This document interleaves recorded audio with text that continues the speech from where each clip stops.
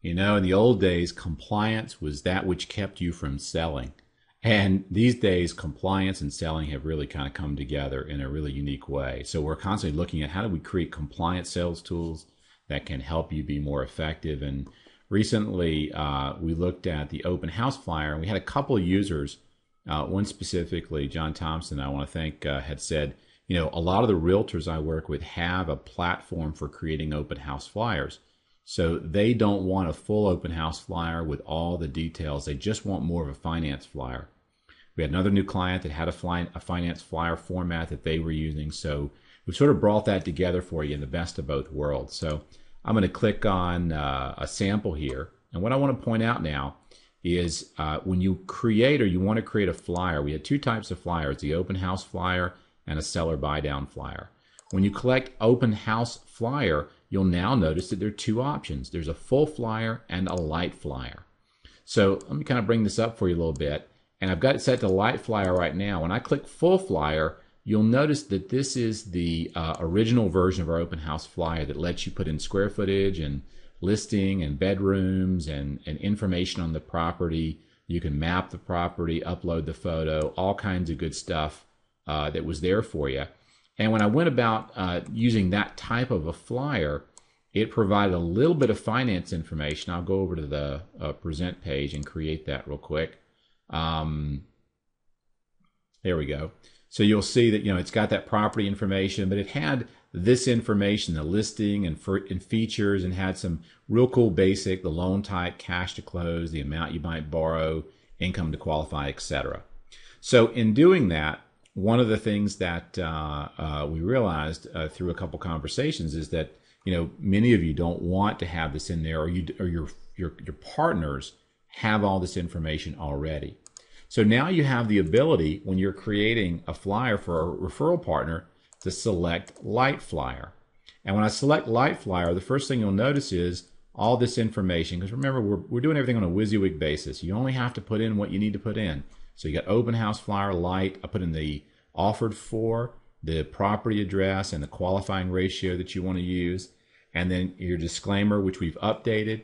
So this is the fixed disclaimer, and we have dynamic disclaimers now that populate with all the APRs, the worst case on the ARM information, etc. That is all done for you now automatically on your flyers. So let me show you what that looks like. I'm not changing a thing, but when I go over and hit the present button and create that flyer, see, you'll notice the different format. We have a small picture of the house. That's mainly to anchor the house finance flyer to the open house flyer. We have financing options for and the property address, and we have the offering price.